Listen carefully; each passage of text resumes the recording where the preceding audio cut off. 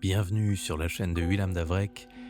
Si je vous parle du troisième secret de Fatima, vous en avez sûrement entendu parler.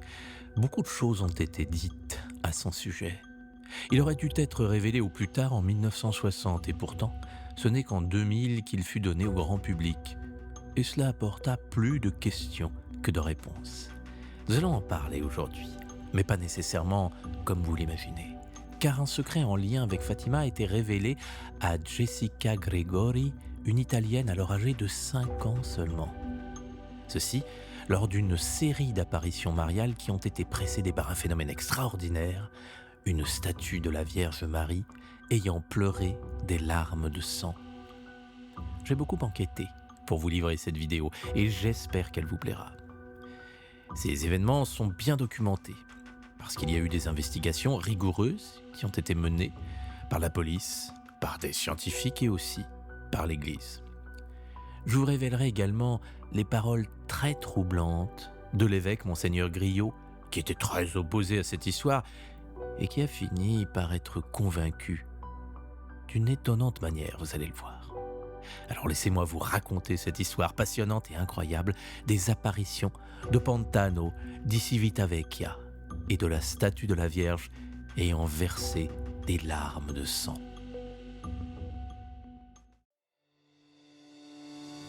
Avant de commencer, je voulais vous présenter le partenaire de cette vidéo. Il s'agit de Bertheline de Tarragon, artiste et artisane passionnée.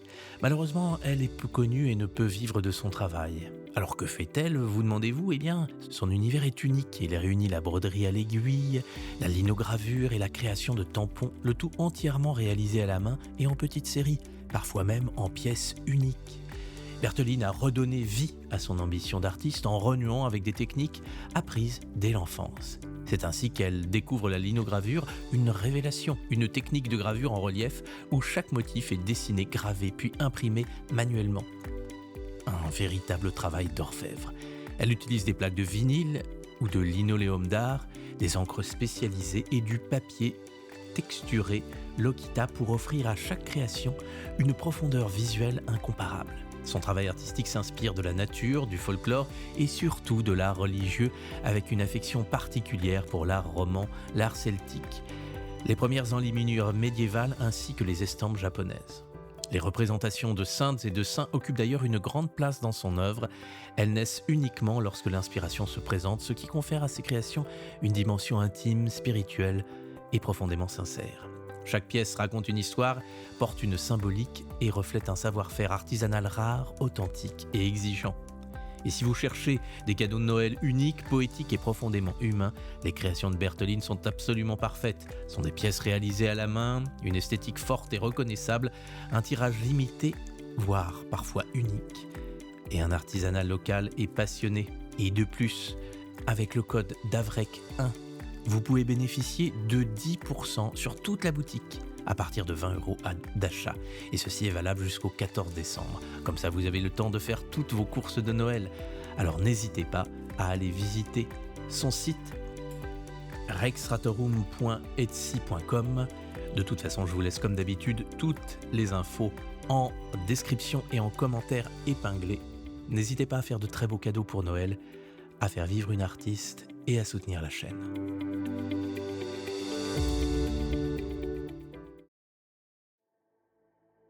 Notre histoire commence non pas dans une église, mais dans le jardin d'une maison modeste, dans le quartier de Pantano, à Civitavecchia, une ville italienne dans la banlieue de Rome. C'est là que réside la famille Gregori, composée du père, Fabio, un électricien, de la mère, Anna Maria, et de Jessica, qui a 5 ans, ainsi que de son petit frère David. Depuis 1994, une statue de Marie a été placée dans une grotte miniature que Fabio a construite dans son jardin spécialement pour l'accueillir. Elle mesure environ 40 cm de haut. Elle est faite de plâtre blanc. Marie y est représentée en tant que reine de la paix. Il y a quelques divergences sur son origine. Certains disent que c'est Fabio qui l'a acheté lors d'un pèlerinage à Medjugorje en Bosnie-Herzégovine et d'autres que c'est le prêtre de leur paroisse qui en aurait fait cadeau à la famille. Mais une chose est certaine, cette statue vient de Medjugorje. Tout commence le 2 février 1995. Nous sommes en plein hiver et la petite Jessica, qui a 5 ans, joue dans le jardin. Son regard est alors attiré par la statue de Marie et l'enfant appelle son père. Sa voix est teintée de peur et de confusion. Fabio Gregori accourt. Il trouve sa fille en train de pointer du doigt la statue. Fabio distingue quelque chose de rouge au niveau des yeux de la statue. Mais il se dit que c'est sûrement une blague que lui a faite Jessica. Mais en s'approchant, il constate l'impensable. La statuette pleure. Des larmes rouges, épaisses, semblables à du sang, s'écoulent de ses yeux et strient son visage immaculé pour se figer sur son cou. Le liquide est particulièrement chaud, ce qui tranche avec la froideur de l'hiver. Fabio, bouleversé, essuie le visage et part prévenir le curé de la paroisse, Don Pablo Martín Sanguillao. Celui-ci vient observer et propose de sécuriser la statue derrière une plaque de verre. Mais le phénomène ne va pas s'arrêter là. Le lendemain, 3 février 1995, les larmes de sang coulent à nouveau. Entre-temps, la nouvelle s'est répandue dans la ville de Civitavecchia et de nombreuses personnes sont venues dans le jardin de la famille Gregori afin d'assister au miracle. La foule étant de plus en plus grande, la police est dépêchée et constate, elle aussi, le phénomène. Entre le 2 et le 6 février, la Madonnina, comme elle est désormais appelée par la foule, va pleurer 13 fois. En quelques jours, Civitavecchia passe de la ville portuaire anonyme à l'épicentre d'un phénomène de masse. Tout le monde parle de miracle. Nécessairement, l'évêque est prévenu. Il s'appelle Monseigneur Girolamo Grillo. Cette histoire ne lui plaît pas du tout. C'est un intellectuel qui a déjà publié des ouvrages de sociologie, de théologie et de pastorale. Il aborde les choses avec rigueur. Étant très sceptique, il ne veut pas qu'on s'emballe et il interdit donc à ses prêtres de se rendre sur le lieu ou d'organiser quelques manifestations ou prières devant la Madonnina. Néanmoins, Monseigneur Grillo n'est pas fermé et il compte bien qu'une enquête soit menée afin de dissiper les doutes et de prouver l'imposture si besoin. C'est sûrement d'ailleurs la meilleure attitude, ne pas adhérer sans raison et ne pas rejeter sans raison. Étudier et comprendre. Car malheureusement, il existe bien plus d'arnaques en ce domaine que de miracles, et une partie de la population tombe facilement dans le panneau des fraudeurs. En témoignent à notre époque les vidéos croissantes de faux miracles et de fausses apparitions sur YouTube faites avec l'intelligence artificielle, qui rencontrent de grands succès alors qu'elles propagent des mensonges et salissent les vrais miracles. Aucune source n'est jamais apportée et la majorité applaudit, participant ainsi au mensonge. C'est alors que vont commencer des enquêtes, à la fois par la police et par l'Église. Tout d'abord, des larmes vont être prélevées afin d'analyser s'il s'agit de sang humain ou animal. Puis la statue va être saisie afin d'être examinée. Elle est confiée aux experts de la police scientifique de Rome. Peut-être vous demandez-vous, mais enfin pourquoi la police intervient-elle puisqu'il s'agit d'une affaire religieuse ? Eh bien, tout simplement parce que si un subterfuge est découvert, la famille Gregori pourrait faire face à des accusations de canular et d'escroquerie. Que vont donner ces enquêtes, vous demandez-vous ? Tout d'abord, parlons de la statue en elle-même. Elle est scannée et radiographiée et les conclusions sont sans appel. La statue ne contient aucun mécanisme, trucage ou dispositif de remplissage. C'est simplement une statuette en plâtre. Ensuite, les larmes de sang sont analysées par le professeur Giovanni Cantelli, un hématologue de renom. Les résultats sont divulgués le 28 février 1995. Là aussi, ils sont catégoriques. Le liquide prélevé est bien du sang humain. L'origine, toutefois, est de sexe masculin. Ces résultats sont stupéfiants et créent un paradoxe. Le sang est humain, excluant une fraude grossière avec du sang animal, mais il est masculin, sur une statue représentant la Vierge Marie. Pour les sceptiques, cela ouvre une brèche. La statuette a forcément été enduite de sang par quelqu'un. Pour les croyants, l'explication est d'ordre spirituel. Si c'est un miracle, le sang pourrait symboliser le sang du Christ. L'échantillon prélevé sur la statue est trop faible pour une analyse ADN complète. Ce qui conduit la justice à un non-lieu ne pouvant ni prouver la fraude ni affirmer le miracle. Le débat scientifique n'est pas clos. Mais pour les fidèles, la science a fait son travail. Elle a attesté l'authenticité du sang sans trouver d'explication humaine. Comme je vous présente l'ensemble des faits, je suis obligé de vous dire que le père de famille, Fabio Gregori, a refusé de faire une analyse de son sang. Et ce point était un argument des sceptiques qui ont vu la preuve de sa culpabilité. Mais pour bien comprendre sa décision, il faut revenir sur l'ambiance de l'affaire. Pour vous, évidemment, c'est une histoire qui s'est passée il y a longtemps. Mais pour la famille, au moment des faits, c'est une tempête médiatique. Chaque jour, une foule dense, composée de croyants et de sceptiques, venait dans le jardin des Gregori. La pression était énorme. Certains voulaient que la famille soit reconnue coupable et les conséquences auraient été terribles. L'avocat des Gregori a donc déconseillé cette analyse, affirmant que, comme Fabio avait manipulé très souvent la statue, il pouvait y avoir une contamination de son ADN sur le sang des larmes, et donc il n'aurait aucun intérêt à le faire car ce serait une fausse preuve. Précisons aussi que la police a mené une enquête approfondie sur la famille Gregori. Le domicile a été perquisitionné, le téléphone mis sur écoute, une surveillance a été mise en place 24 heures sur 24, et tout cela, n'a rien donné. Fabio Gregori a donc dit qu'il s'en remettait à l'enquête de l'église pour trancher. D'ailleurs, je vous le rappelle, l'évêque Monseigneur Grillo était très sceptique sur cette affaire. Et il avait même envisagé publiquement l'excommunication de Fabio Gregori en cas de fraude. Pourtant, c'est là que l'enquête va prendre une tournure toute particulière. Suite aux différents résultats que nous venons de voir, Monseigneur Grillo est obligé de constater qu'aucune fraude n'a été découverte.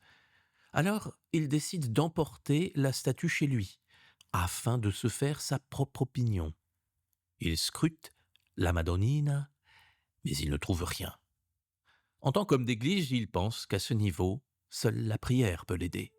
« Seigneur, je m'en remets à toi et te demande de faire cesser cette affaire s'il s'agit d'une tromperie. » Et alors que ces derniers mots s'envolent, il regarde la statuette qu'il tient entre ses mains et là, ses yeux se figent. Le spectacle qui se déroule devant lui le choque.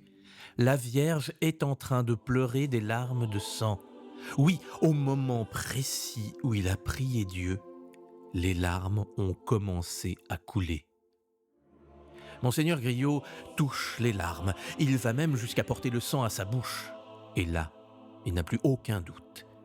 Il déclarera plus tard « J'étais le plus sceptique de tous. J'ai vu de mes yeux, j'ai touché les larmes. J'ai goûté le sang. Il n'y avait aucune possibilité de fraude. » Et d'ailleurs, après cet événement, la statue va cesser de pleurer. L'histoire aurait pu s'arrêter là. Mais vous allez voir qu'il me reste un chapitre encore plus incroyable à vous raconter. Nous l'avons vu, les lacrymations de la statue vont cesser. Il y en aura eu 13, plus celle privée avec Monseigneur Grillo. Mais ce n'est pas la fin de cette histoire. Car la petite Jessica Gregori, alors âgée de 5 ans, va commencer à voir la Vierge Marie. Et c'est son père qui note les messages que la Madone révèle à sa fille. Il y aura en tout 92 messages entre 1995 et 1999. Bien entendu, vous vous en doutez, je ne vais pas vous lire les 92 messages. Et d'ailleurs, cela me serait impossible. Je vais vous expliquer pourquoi, un peu plus loin, dans la vidéo. En revanche, je peux vous parler des grands thèmes qui ont été abordés. Tout d'abord, la Vierge s'est présentée à Jessica comme étant la Vierge des roses du cœur immaculé, Reine du ciel, Mère des familles. Ensuite, dans plusieurs messages, revient la thématique avertissant que le démon s'est infiltré au sein de l'Église. Marie appelle à la prière et à la vigilance pour éviter une grande apostasie et un schisme imminent. Les messages parlent de trahison, de ténèbres qui menacent le monde chrétien. Alors pour ceux qui ne le savent pas, l'apostasie, c'est l'abandon de la foi chrétienne. Et il est vrai que sur ce point, si nous observons la situation simplement en France aujourd'hui, on ne peut que constater que ce que dit la Vierge est vrai. Je vais illustrer cela en vous racontant une anecdote qui va peut-être vous sembler insignifiante, mais qui est au contraire très profonde. J'écoutais une émission de radio qui datait du début des années 2000, donc il y a près de 25 ans, et où les intervenants, qui étaient des Français, parlaient d'une enquête. Quand ils évoquaient le christianisme, ils utilisaient le terme « notre religion ». Alors que si vous regardez des reportages actuels ou si vous écoutez même des jeunes Français aujourd'hui, lorsqu'ils évoquent les chrétiens français, ils les désignent en disant « leur religion », comme si finalement il y avait eu un schisme, une séparation. La France est un pays de tradition chrétienne et aujourd'hui, la majorité la considère comme quelque chose d'à part, soi-disant au nom de la laïcité. Mais ce mot ne signifie pas qu'il faille oublier des siècles d'histoire et de traditions qui ont imprégné des générations d'individus. C'est un effacement culturel et un grand manque de respect. Ce simple passage de notre religion à leur religion montre combien ce schisme dont parlait la Vierge est bien une réalité aujourd'hui. Une autre thématique importante qui revient dans plusieurs messages concerne la famille. La Vierge insiste sur le rôle central de la famille, le sanctuaire domestique comme dernier rempart contre le mal. Elle appelle à la prière du rosaire et aux jeûnes pour sauver les familles de la désintégration morale et spirituelle. Là encore, si l'on compare l'évolution des mœurs, on ne peut que comprendre l'importance de ces messages. Je n'entrerai pas dans les détails parce que YouTube me censurerait si j'aborde certains sujets. Mais je pense que vous voyez tous de quoi je parle. Qui veut détruire et ridiculiser la famille et pour mettre en place quelle idéologie ensuite. Et pour finir, nous allons aborder la raison pour laquelle peut-être beaucoup d'entre vous ont cliqué sur la vidéo. Il s'agit du 3e secret de Fatima. Un rapide rappel pour les personnes qui ne connaissent pas ce sujet, tout s'est déroulé en 1917 dans un village du Portugal nommé Fatima, où 3 enfants, bergers, ont affirmé avoir vu la Vierge Marie 6 fois entre le 13 mai et le 13 octobre.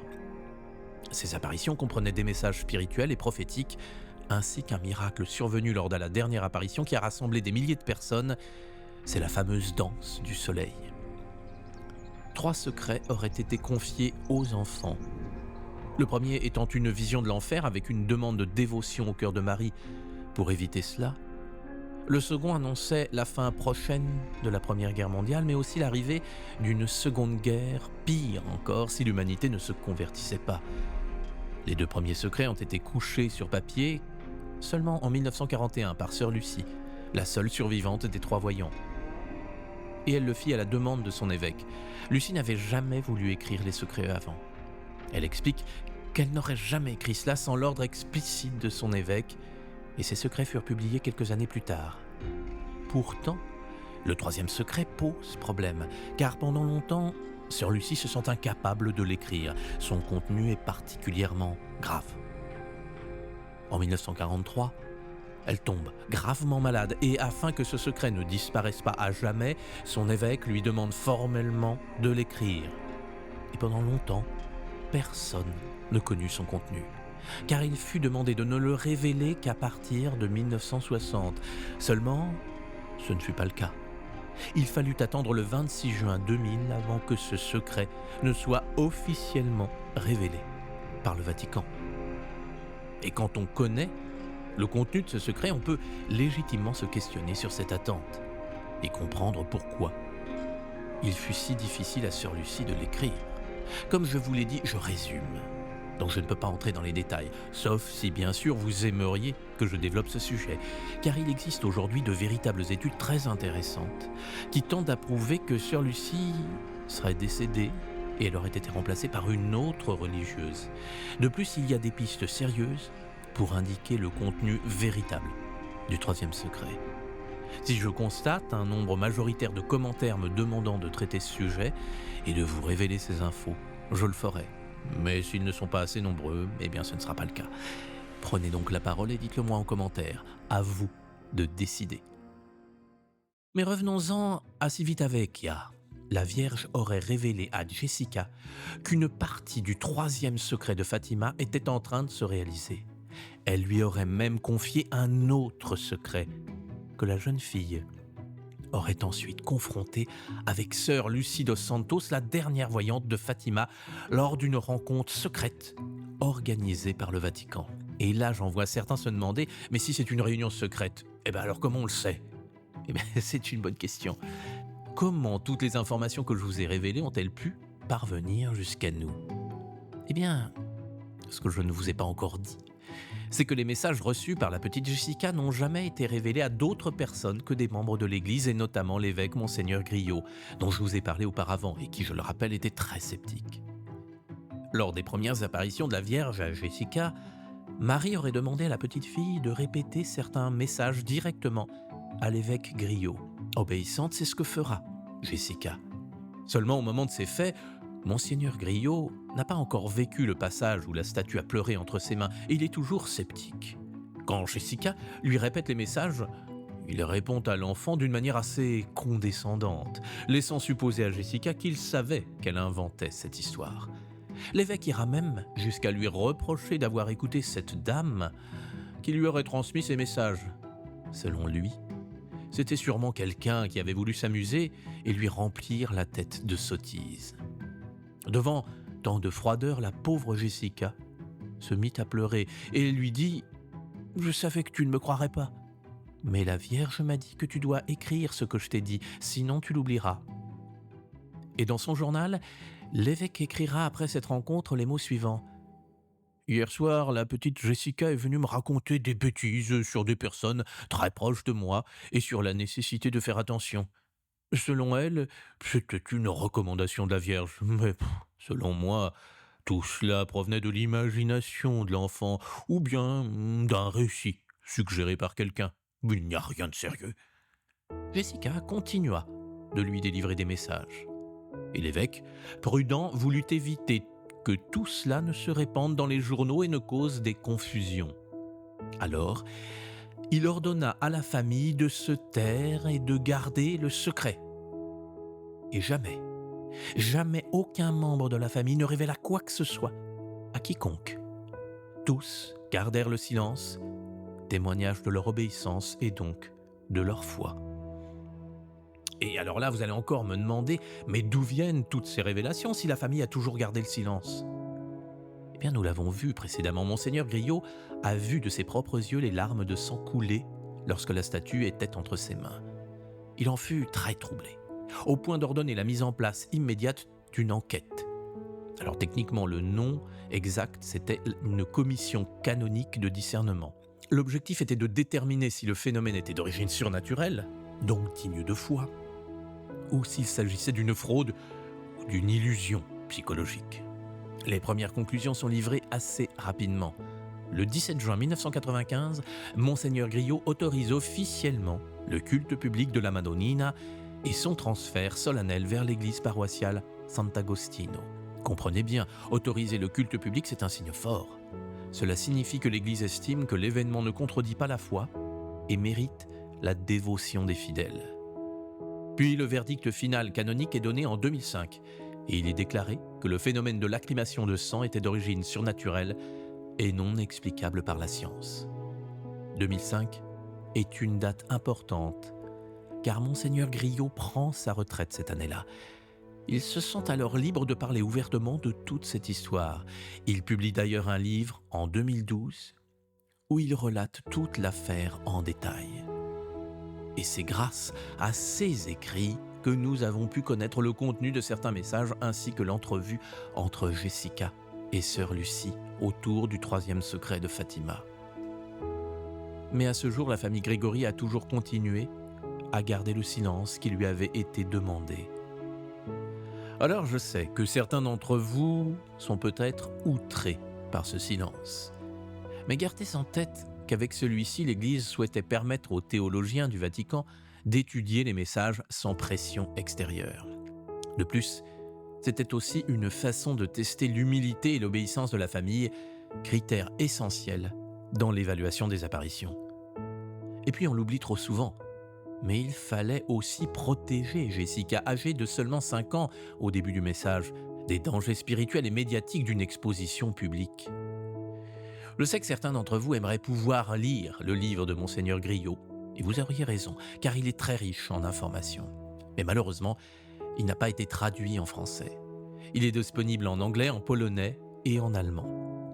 Je laisserai les références en description car je sais qu'il y a beaucoup d'anglophones, de polonais et d'allemands qui suivent la chaîne. J'ai oublié de préciser un point très important. L'affaire de Civitavecchia a été marquée par l'intérêt et la dévotion de Saint Jean-Paul II qui était pape à l'époque. Il était personnellement au courant de tous les détails et il aurait demandé à Monseigneur Griot de lui rendre visite au Vatican avec la statue pour la bénir secrètement. Le pape aurait également demandé que la statue soit couronnée et vénérée, un signe clair de son soutien personnel. L'enthousiasme de Jean-Paul II a servi de reconnaissance indirecte pour de nombreux fidèles, même sans décret formel attestant l'authenticité des apparitions. La statue de la Madonnina se trouve aujourd'hui dans l'église paroissiale de Sant'Agostino, dans le quartier de Pantano, à Civitavecchia, là même où réside la famille Grégory. Et nombreux sont ceux qui viennent en pèlerinage devant cette représentation de la Vierge Marie. Il y a beaucoup de témoignages de grâce, de guérison, rapportés par des fidèles. Les livres et chroniques locales regorgent de récits et de personnes attribuant leur rétablissement ou un changement de leur vie à leur visite et à leur prière devant la Madonnina. Cependant, et c'est un point important, aucune de ces guérisons n'a été soumise et reconnue par une commission d'experts comme un miracle irréfutable au sens canonique strict, comme à Lourdes par exemple. Je vous ai donné beaucoup d'éléments à propos de cette histoire, et en même temps, j'ai l'impression de ne l'avoir qu'effleurée. En effet, tout ce qui concerne le troisième secret de Fatima demande de longues explications pour en saisir toutes les subtilités. Et je vous laisse donc le choix. Si vous souhaitez que je développe la suite, les deux sœurs Lucie, le contenu réel du secret, ainsi qu'une autre apparition importante en lien avec ce troisième secret, alors dites-le moi en commentaire. Comme je vous l'ai dit, s'il y a suffisamment de demandes, j'en ferai une vidéo dédiée. Sinon, je passerai à autre chose, c'est à vous de décider. N'oubliez pas non plus de vous rendre sur le site de Bertheline de Tarragon afin de découvrir tout son travail et ses très belles estampes. Pour conclure, je vous dirai qu'une fois encore, la Vierge agit comme une mère qui se préoccupe de ses enfants et fait tout pour éviter qu'ils souffrent. Beaucoup concluent à tort que les messages des apparitions sont sombres ou déprimants, mais réfléchissez un instant. Que feriez-vous si vous voyiez l'un de vos enfants conduire en état d'ébriété à contresens sur une autoroute chargée ? Vous lui crieriez dessus, vous lui feriez peur, vous le préviendriez du danger. Non pas pour lui faire du mal, mais pour lui sauver la vie. L'humanité aujourd'hui ressemble un peu à cet enfant-là. Elle veut faire ce qu'elle veut sans se soucier des conséquences. Mais n'oubliez pas que dès le début de la Bible, il est dit que nous sommes créés à l'image de Dieu. Nous sommes des créateurs et à ce titre, nous devons assumer ce que nous créons, le bon comme le mauvais. Rien de ce que nous faisons ne reste sans conséquence. Dieu nous pardonnera la gravité de nos fautes, mais nous devons tout de même les assumer, sinon quel sens aurait notre vie ? N'ayez pas honte de vous être trompé, mais pas plus de quelques secondes. Ne culpabilisez pas davantage que quelques secondes non plus. En revanche, assumez vos erreurs et réparez-les. Soyez créateurs d'une nouvelle réalité, d'un nouveau monde. Cela, chacun d'entre nous peut le faire à son niveau, plutôt que d'attendre des autres des excuses éternelles ou de se trouver soi-même de fausses justifications pour ne pas assumer ses actes. Soyons honnêtes. C'est difficile, cela demande du courage, mais nous ne le regretterons jamais. Nous souffrirons peut-être de ce courage, mais ces souffrances ne seront pas vaines. Elles nous libéreront de tout ce qui nous entrave et nous empêche de nous relier à Dieu. Souvenez-vous de ce qui est dit dans l'évangile de Luc chapitre 1 verset 37. Rien n'est impossible à Dieu. Même face à une situation désespérée, il existe des solutions. Alors plutôt que de donner nos énergies aux forces sombres en répétant que tout est perdu et qu'il faut attendre la fin du monde, agissons, réparons, construisons avec foi, amour et sagesse. C'est ainsi que nous manifesterons la grandeur de Dieu, pas autrement. Je vous souhaite le meilleur.